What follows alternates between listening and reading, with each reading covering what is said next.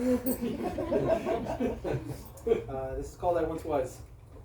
They carried me through town like a trophy they just won. They got nothing but compliments and congratulations from everyone. As a baby, they could hardly wait for the moment I could walk. Then they would repeat words again and again in hopes of teaching me how to talk.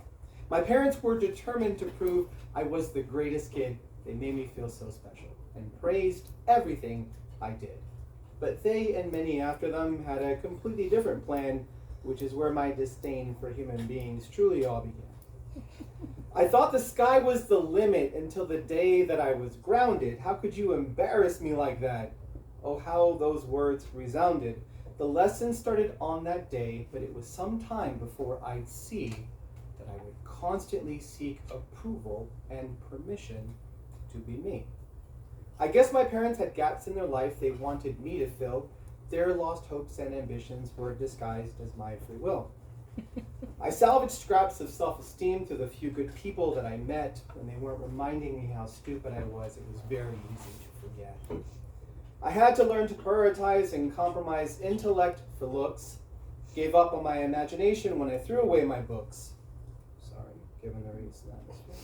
I used to have such great conversations until the day I got a phone, and I became more disconnected with every new gadget I owned.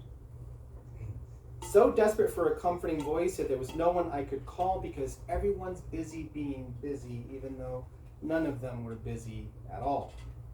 So uncomfortable with silence, they'd force themselves to speak, but never ever of their feelings for fear of looking weak. When I told friends I was free of debt, they thought it was a joke. I didn't know that I was broken. I just thought I was broke. A way to make new friends, I thought social media would be fun, but when I amassed hundreds of friends, I felt like I had none. When I tried to share my thoughts with others, they made me feel like I was rude. No one allowed my voice to be heard, so I just silenced it with food. My train ride to work was the only socializing I had left, but cell phones and headphones made everyone blind and deaf.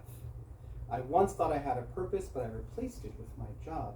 Potential to be a huge, great machine, but I was just my boss's cog.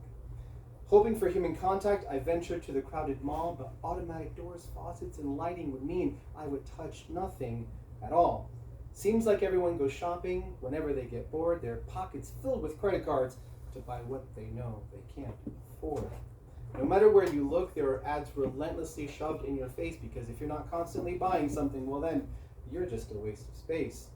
I have memories from all sorts of places that apparently no one knows because they all became places to eat or somewhere to buy bigger clothes.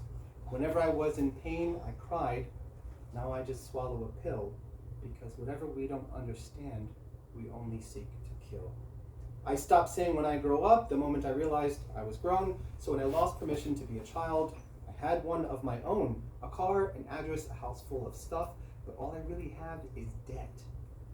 I replaced resourcefulness with insurmountable regret. I thought I knew something about life. Apparently I was wrong, because you should not try to live twice as often. Just try to live twice as long. A glorified storage unit is what I'm now forced to call my home. Irrevocable envy for the homeless because at least they're free to roam.